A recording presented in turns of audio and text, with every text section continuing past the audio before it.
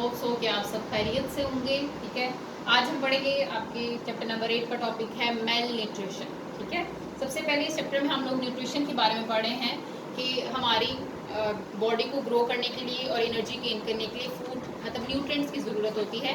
जब हम nutrients proper way में लेंगे, ठीक है, तो उसे हम बैलेंस डाइट कहते हैं। लेकिन अगर किसी न किसी रीज़न की वजह से हमारी जो फूड है उसके अंदर न्यूट्रिएंट्स नहीं होंगे, सारे के सारे न्यूट्रिएंट्स, क्योंकि हमने हर न्यूट्रिएंट का अलग से रोल पढ़ा है। हर न्यूट्रिएंट का हमारी बॉडी के अंदर एक सेपरेट रोल है, एक इंपॉर्टेंट रोल है। अगर वो न्यूट्रिएंट्स नहीं मिलेंगे, ठीक है, तो हमारी बॉडी को इसके सीवियर इफेक्ट्स जो हैं वो हो सकते हैं। तो इसी वजह से आज हम टॉपिक पढ़ते हैं मेल न्यूट्रिशन। इसकी मैंने एक डेफिनेशन लिखी है सिंपल सी। It is a condition of deficiency और imbalance of energy intake due to lack of essential nutrients, कि प्रॉपर न्यूट्रिएंट्स या इंपॉर्टेंट न्यूट्रिएंट्स जो बॉडी को चाहिए होते हैं उसके ना होने की वजह से जब हमारी बॉडी को प्रॉपर एनर्जी नहीं मिलेगी, तो उस एनर्जी की वजह से हमारी बॉडी के ऊपर जो इफेक्ट होंगे, इस कंडीशन का नाम दिया जाता है मेल न्यूट्रिशन। ठीक है, मतलब आप सिंपल कह रहे हो कि न्यूट्रिशन के अंदर कोई भी डिस्टर्बेंस हो जाए, ज़रूरत से ज़्यादा न्यूट्रिशन को ले लेना, जिसे हम ओवर न्यूट्रिशन कहते हैं, या ज़रूरत से कम न्यूट्रिशन को लेना। और समटाइम क्या होता है कि हम न्यूट्रिएंट्स ले भी रहे होते हैं, लेकिन वो न्यूट्रिएंट्स हमारी बॉडी को नहीं मिल पा रहे होते, किसी न किसी रीज़न की वजह से। हो सकता है कोई ऐसा विटामिन जो है उसकी डेफिशिएंसी हो जाए उस वजह से, या प्रॉपर जो है हमारे ऑर्गन्स उसको एब्जॉर्ब ना कर रहे हो न्यूट्रिएंट्स को, तो न्यूट्रिएंट्स का हमारी बॉडी में होने के बावजूद हमारे सेल उसको इस्तेमाल ना करें, किसी भी किस्म की न्यूट्रिएंट्स के अंदर डिस्टर्बेंस आ जाए, तो उसकी वजह से जो हमें कंडीशन फेस करनी पड़ती है उसे हम कहते हैं मेल न्यूट्रिशन। ठीक है, तो फर्स्ट जो पैराग्राफ है इसमें आपने इसकी डेफिनेशन करनी है। ठीक है, उसके बाद सेकंड में उन्होंने इसके थोड़े से मतलब इफेक्ट्स बताए हैं कि मेल न्यूट्रिशन के ह्यूमन बॉडी पे सबसे ज़्यादा इफेक्ट होते हैं। अब इसमें सबसे पहले मेल न्यूट्रिशन, जब न्यूट्रिएंट्स प्रॉपर नहीं होंगे तो हमारा इम्यून सिस्टम वीक होना शुरू हो जाता है। इवन छोटे से छोटा जर्म्स जो है वो आकर हमें हमारी बॉडी पे अटैक कर सकता है और हमें वो डिजीज़ हो सकती है। ठीक है, इसके अलावा हमारी ना सिर्फ फिजिकली क्या है कि ना सिर्फ हमारी बॉडी इफेक्ट करती है, ठीक है, बल्कि उसके साथ साथ हमारी मेंटल जो हेल्थ होती है वो भी इफेक्ट होती है। हम मेंटली भी वीक होना शुरू हो जाते हैं। ठीक है, इसके साथ साथ जो बच्चों के अंदर ग्रोथ, जो ग्रोइंग पीरियड में होता है उनकी ग्रोथ काफ़ी हद तक स्टॉप हो जाती है। इसके अलावा जो फीटल डेवलपमेंट होता है, जो छोटा बेबी अभी बन रहा होता है, उसकी डेवलपमेंट पे बहुत ज़्यादा इफेक्ट होता है। ठीक है, सम टाइम मेल न्यूट्रिशन की वजह से जो है वो हमारी बॉडी इस हद तक वीक हो जाती है कि हमें फिर एक बहुत सीवियर जो है वो डिजीज़ देखने को मिलती है, जो कि हम आगे पढ़ेंगे। लेकिन आगे न्यूट्रिशन, जो मेल न्यूट्रिशन, इसकी बहुत सारी फॉर्म्स हैं। ठीक है, तो यहाँ पे हम कुछ इंपॉर्टेंट फॉर्म डिस्कस करेंगे कि कौन सा ऐसा न्यूट्रिएंट है, ठीक है, जो कि हम पीछे पढ़ चुके हैं, अगर वो न्यूट्रिएंट नहीं मिलेगा तो हमारी बॉडी को कौन कौन सी डिजीज़ हो सकती हैं। ठीक है, तो सबसे पहले हम जो मेल न्यूट्रिशन की फॉर्म पढ़ेंगे वो है प्रोटीन एनर्जी मेल न्यूट्रिशन, मतलब प्रोटीन के ना मिलने की वजह से जो होती है। ठीक है, नेक्स्ट हम वो स्टडी करते हैं जी। ये है प्रोटीन एनर्जी मेल न्यूट्रिशन। सबसे पहले हम इसकी ये फॉर्म पढ़ते हैं, प्रोटीन एनर्जी। इसमें क्या होता है कि मेल न्यूट्रिशन हमने अभी पढ़ा कि न्यूट्रिएंट्स की डिस्टर्बेंस की वजह से जब ह्यूमन बॉडी इफेक्ट होती है तो उसे हम मेल न्यूट्रिशन कहते हैं। लेकिन अगर वो मेल न्यूट्रिशन प्रोटीन की वजह से होगी, ये भी न्यूट्रिएंट्स है ना, हमारी फूड का हिस्सा है, अगर इसको प्रॉपर फूड नहीं मिलेगी, जिसके ऐसी फूड जिसके अंदर प्रोटीन मौजूद हो, अगर हम प्रोटीनेशियस फूड नहीं लेंगे तो उसकी वजह से जो हमें मेल न्यूट्रिशन होती है उसे कहा जाता है प्रोटीन एनर्जी मेल न्यूट्रिशन। इसके नाम से पता चल रहा है कि ये न्यूट्रिशन की कौन सी फॉर्म है। ठीक है, due to the less availability of protein, कि हमारी फूड के अंदर प्रोटीन का ना होना जो है वो इस फॉर्म को क्रिएट कर सकता है। इसकी वजह से दो तरह की डिजीज़ होती हैं, एक होती है वैशी ऑर्कर और दूसरी होती है पैरास्मस। ठीक है, ये दो डिजीज़ होती हैं, ये ज़्यादातर होती ही बच्चों में हैं। ये मोस्टली जो पुअर कंट्रीज़ होती हैं जहाँ पर बच्चों को प्रॉपर फूड जो है वो नहीं दी जा रही होती, ठीक है, या उनको खुराक नहीं मिल पा रही होती, इसकी वजह से क्या होता है कि वहाँ पर ये डिजीज़ जो हैं वो बहुत कॉमन होती जा रही हैं। ये कहाँ पर होती है कि ज़्यादातर ग्रोइंग एज में होती है, कि जो बच्चे छोटे होते हैं, अभी ग्रो कर रहे होते हैं, क्योंकि ड्यूरिंग ग्रोथ प्रोटीन का ज़्यादा रोल होता है। ठीक है, तो जब उस दौरान में प्रोटीन उनको नहीं मिलती है तो उस वजह से उनको ये डिजीज़ होना शुरू हो जाती हैं। सबसे पहली है kwashiorkor, it's also due to the protein deficiency disease. ये भी प्रोटीन की डेफिशिएंसी की वजह से होती है, और ये ज़्यादातर उन बच्चों में होती है which are at the age of 12 months, मतलब 1 साल के बच्चों में ये ज़्यादा होती है। और ज़्यादातर उनमें होते हैं जो अपनी मदर को मतलब मदर फीड कर रहे होते हैं, किसी न किसी वजह से उनकी जो मदर फीडिंग है वो स्टॉप हो जाती है, तो वहाँ पर क्या होता है, उनको प्रॉपर प्रोटीन नहीं मिल पा रही होती अपनी फूड से भी, तो उनको ये वाली जो डिजीज़ है ये हो जाती है। एक्चुअली इसमें क्या होता है कि इसमें उनकी जो हाइट है, जो बेबी होता है उसकी हाइट बड़ी होती है, लेकिन उसकी जो उसकी बॉडी की जो उसकी बॉडी बहुत स्किनी हो जाती है। ठीक है, मतलब वो देखने में उनकी हाइट अच्छी होती है लेकिन वो एबनॉर्मली बहुत ज़्यादा थिन होते हैं, ठीक है, मतलब बहुत कमज़ोर। एक तो होती है ना कि वीकनेस हो जाना किसी वजह से, लेकिन वो एक मतलब आप समझ लें कि नॉर्मल जो एक होती है, थिकनेस होती है, उससे भी बहुत ज़्यादा वो जो है वो वीक होना शुरू हो जाते हैं। जैसे आपकी बुक पे जो डायग्राम है उसमें वो दिखाया भी होगा, तो अगर आप पिक्चर देखोगे तो आपको ईजिली इसका आइडिया हो जाएगा। इसके अलावा जो मैरिस्मस होती है, इन दोनों में सिर्फ और सिर्फ मतलब थोड़ा सा डिफरेंस है, ये भी प्रोटीन डेफिशिएंसी की वजह से होती है, लेकिन ये ज़्यादातर 6 मंथ से लेकर 1 ईयर तक के बच्चों में हो सकती है, ठीक है, 6 मंथ ये उन बच्चों में होती है। और इसमें क्या होता है कि उनकी बॉडी के ऊपर जो स्किन होती है वो बिल्कुल ना होने के बाद, मतलब बिल्कुल एक स्किन की एक लेयर होती है, जिसकी वजह से क्या होता है उनकी बॉडी स्केलेटल अपीयरेंस देना शुरू हो जाती है। स्केलेटल अपीयरेंस का मतलब है कि मतलब उनमें बिल्कुल हड्डियाँ नज़र आना शुरू हो जाती हैं उनकी, ठीक है, मतलब वो इतने ज़्यादा कमज़ोर होते हैं।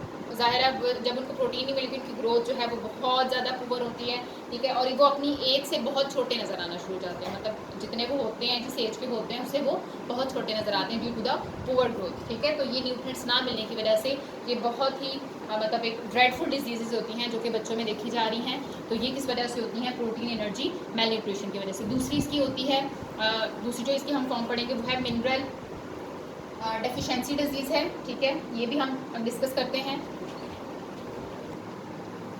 अच्छा जी, दूसरे होते हैं इसके मिनरल डेफिशिएंसी डिजीज़। हमने लास्ट टाइम टॉपिक पढ़ा था, ये आपकी बुक में दिया हुआ ये टॉपिक मिनरल्स का, ठीक है, कि ये जो है ये हमारी बॉडी के अंदर खुद नहीं बनते, लेकिन हम इसको अपने फूड के थ्रू किसी न किसी फॉर्म में ले रहे होते हैं, और इनका हमारी बॉडी के अंदर बहुत सारे मिनरल्स होते हैं, ये बहुत कम क्वांटिटी में चाहिए होते हैं, लेकिन इनका हमारी बॉडी के अंदर बहुत ज़्यादा रोल होता है।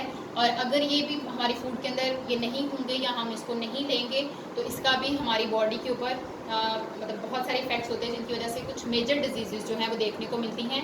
तो सबसे पहले मैंने यहाँ पर लिखा है ग्वाइटर। जब बेटा ग्वाइटर को उर्दू में जो है हम गिल्लड़ भी कहते हैं, ठीक है, ये डिजीज़ जो है ये आपने सुनी भी होगी, बल्कि बहुत ज़्यादा देखी भी होगी, ठीक है। ये ज़्यादातर जैसे आयोडीन है, ये भी एक मिनरल है, तो ये आयोडीन डेफिशिएंसी डिजीज़ होती है, मतलब हमारे अगर हम अपने फूड में आयोडीन प्रॉपर तरीके से नहीं लेंगे तो जो है ये ग्वाइटर जैसी डिजीज़ फेस करने को मिलती हैं। अब एक्चुअली ये ग्वाइटर होता कैसे है कि जो आयोडीन है इसका क्या रोल होता है ये हम देखते हैं। हमारे नेक रीजन में एक ग्लैंड होता है, थायराइड ग्लैंड, ठीक है।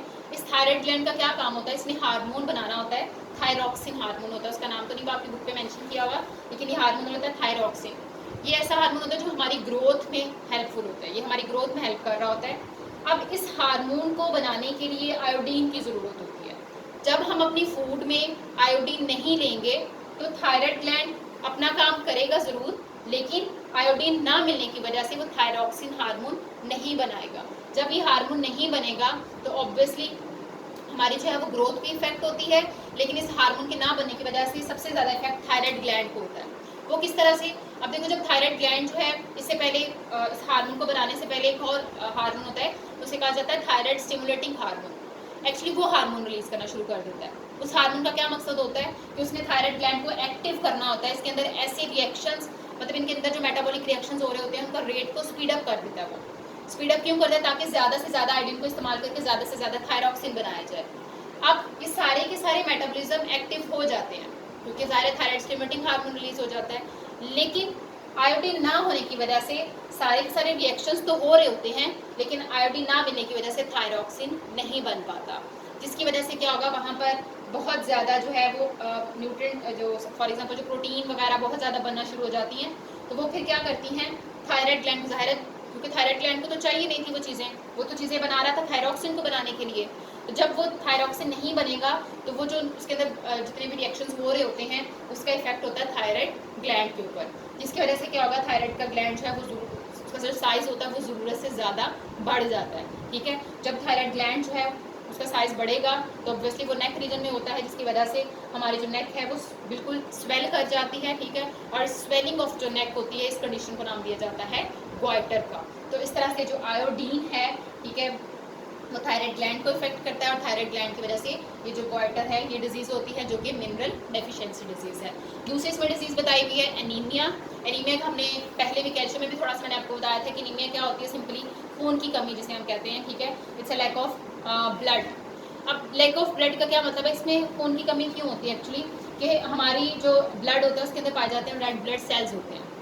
उन रेड ब्लड सेल्स के अंदर प्रोटीन होते हैं हीमोग्लोबिन, ये मैंने पहले भी डिस्कस किया था। और हीमोग्लोबिन को बनाने के लिए आयरन की ज़रूरत होती है यहाँ पर। और आयरन क्या है? एक मिनरल है। जब हमारी फूड में आयरन नहीं होगा तो ऑब्वियसली हीमोग्लोबिन प्रॉपर नहीं बनेगी। और आयरन का क्या काम होता है कि इसने अपने साथ ऑक्सीजन को बाइंड करवाना होता है। ऑक्सीजन के मॉलिक्यूल्स इसके साथ बाइंड होते हैं। मतलब प्रोटीन के अंदर मौजूद हीमोग्लोबिन जो प्रोटीन होती है उसके अंदर ये एक एटम होता है आयरन। आयरन जो है ये अपने साथ ऑक्सीजन को बाइंड कराता है और पूरी बॉडी को ऑक्सीजन ट्रांसपोर्ट करता है। लेकिन जब आयरन प्रॉपर नहीं बनेगा तो हीमोग्लोबिन अपना फंक्शन प्रॉपर परफॉर्म नहीं करती है। जब आयरन की डेफिशिएंसी की वजह से हीमोग्लोबिन प्रॉपर काम नहीं करेगी तो हमारी बॉडी को ऑक्सीजन की डेफिशिएंसी हो जाती है। ठीक है, ब्लड सेल्स जो है वो खुद भी डेड होना शुरू हो जाते हैं और हमें क्या हो जाती है? खून की कमी, लैक ऑफ ब्लड जो है ये कंडीशन फेस करने को मिलती है। इसकी वजह से थकावट, ठीक है, बहुत सारी डिजीजेज, मतलब आप समझ लें कि आजकल के हर दूसरे बच्चे में जो है ये डिजीज़ देखने को मिल रही है। जो ज़रूरत से ज़्यादा नींद आना शुरू हो जाती है। ठीक है, ग्रोथ बहुत ज़्यादा इफेक्ट होती है, मेंटल हेल्थ जो है बहुत ज़्यादा इफेक्ट होती है, स्पेशली जो स्टूडेंट्स होते हैं। ठीक है, तो ये जो है ये कुछ मिनरल डेफिशिएंसी डिजीज़ हैं जिसकी वजह से जो है ह्यूमन की बॉडी पे ये इफेक्ट हो सकते हैं। इसके बाद हमने पढ़ना है ओवर न्यूट्रिशन। जी, ये है ओवर इनटेक ऑफ न्यूट्रिएंट्स। इसके लिए मैंने सिंपल आपको एक वर्ड बताती हूँ, ओवर न्यूट्रिशन। ओवर इनटेक होते, देखो अभी तक हमने जो डिजीज़ पढ़ी वो क्या कि जब हमारी फूड के अंदर वो न्यूट्रिएंट्स नहीं होंगे उस वजह से भी मेल न्यूट्रिशन होती है। लेकिन समटाइम हम फूड भी खाते हैं लेकिन उसके बावजूद हमें बहुत सारी डिजीज़ को फेस करना पड़ रहा है। जैसे अगर हम आज के दौर की बात करें तो आज के दौर में ये बहुत कम हो रहा है कि हमें फूड खाने को ना मिले, क्योंकि हमारी साइंस ने इतनी तरक्की कर ली है, इतने रिसोर्सेज जो हैं वो प्रोड्यूस कर ले हैं कि हमें जो है वो फूड प्रॉपर तरीके से मिल रही होती है। हम जो न्यूट्रिएंट्स चाहें हम उसको ईजिली अवेल कर सकते हैं। लेकिन ये भी एक मेल न्यूट्रिशन की फॉर्म है कि आपके पास न्यूट्रिएंट्स की ज़्यादती होना शुरू हो जाए। ठीक है, कि आप जितने आपको न्यूट्रिएंट्स चाहिए आप उससे ज़्यादा जो है वो न्यूट्रिएंट्स लेना शुरू कर देते हो, तो उसे हम कहते हैं ओवर न्यूट्रिशन। जैसे आजकल अगर हम अपनी बात करें तो हम फास्ट फूड बहुत ज़्यादा इस्तेमाल कर रहे हैं। ठीक है, जो कि हमारी बॉडी पे बहुत बुरे इफेक्ट्स जो है वो कर रही है। और दूसरा जो सबसे बड़ी रीज़न होती है मेल न्यूट्रिशन, जो ओवर इनटेक की वजह से, तब जब हम ज़रूरत से ज़्यादा जो है न्यूट्रिएंट्स लेना इस्तेमाल शुरू कर देते हैं। लेकिन मसला तब होता है लेस फिजिकल एक्टिविटी, और काम हम कोई नहीं करते, सारा दिन बस खाते रहना, बैठे रहना, तो ऑब्वियसली इसका सबसे ज़्यादा इफेक्ट हमारी बॉडी के ऊपर होता है। ठीक है, ना सिर्फ हमारी फिजिकल हेल्थ बल्कि इसके साथ साथ हमारी मेंटली जो है मेंटल हेल्थ होती है वो भी बहुत ज़्यादा इफेक्ट होती है। ठीक है, इसलिए अगर आप कुछ खा रहे हो तो काइंडली थोड़ा हिल भी दिया करें। इसके बाद इसमें सबसे ज़्यादा जो डिजीज़ देखने को मिल रही है ओवर इनटेक की वजह से वो ओबेसिटी, मोटापा। ये मोटापा, ये डिज़ीज़ इतनी ज़्यादा बढ़ती जा रही है हर आने वाले दिन के साथ कि छोटे छोटे बच्चे क्या बड़े, हर एज का जो बच्चा है वो इस डिज़ीज़ से इफेक्ट हो रहा है। और ये डिज़ीज़ जो है ये एक्चुअली एक बहुत ही सबसे जो मेजर डिज़ीज़ आप कह सकते हो, ठीक है, कि वो ओबेसिटी ही है। इसके अलावा हार्ट डिजीज़ बहुत ज़्यादा जो है आजकल हर दूसरा बंदा जो है वो इस डिज़ीज़ को फेस कर रहा है, तो वो भी किस वजह से है? ओवर इनटेक की वजह से। इवन जो डिजीज़ हमने पहले पढ़ी वो बहुत ही रेयर होती जा रही हैं, जबकि ये डिजीज़ उतनी ही बढ़ती जा रही है कि हम न्यूट्रिएंट्स का इस्तेमाल बहुत ज़्यादा कर रहे हैं लेकिन हमारी बॉडी के अंदर उसका इस्तेमाल बहुत कम।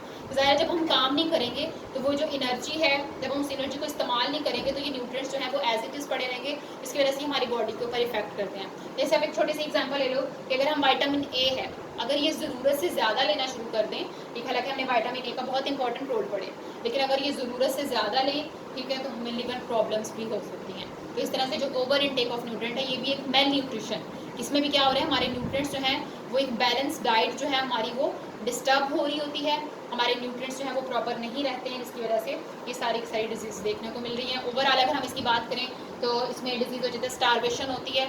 स्टारवेशन क्या होती है कि जब आप ज़्यादा देर तक जो है आपको मेल न्यूट्रिशन कंडीशन को फेस करना पड़े और आप मतलब आपके जो न्यूट्रिएंट्स हैं वो डिस्टर्ब हों, आप प्रॉपर तरीके से न्यूट्रिएंट्स या तो बहुत कम ले रहे हो या ज़रूरत से ज़्यादा लेते जाएं, तो एक टाइम आता है कि आपको स्टारवेशन की कंडीशन फेस करना पड़ती है। ठीक है, और इसमें क्या होता है कि स्टारवेशन की वजह, न्यूट्रिएंट डिस्टर्बेंस की वजह से आपके बॉडी ऑर्गन्स डैमेज होना शुरू हो जाते हैं।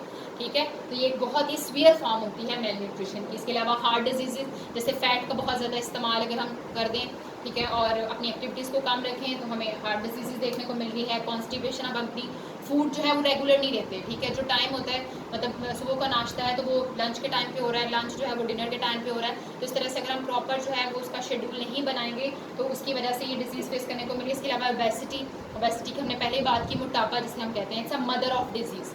ठीक है, ये जो हाइपरटेंशन, डायबिटीज़, शुगर पेशेंट, मतलब ये जितनी भी बीमारियां हैं ये ज़्यादा हो ही ओवरवेट होने की वजह से हो रही है। ठीक है।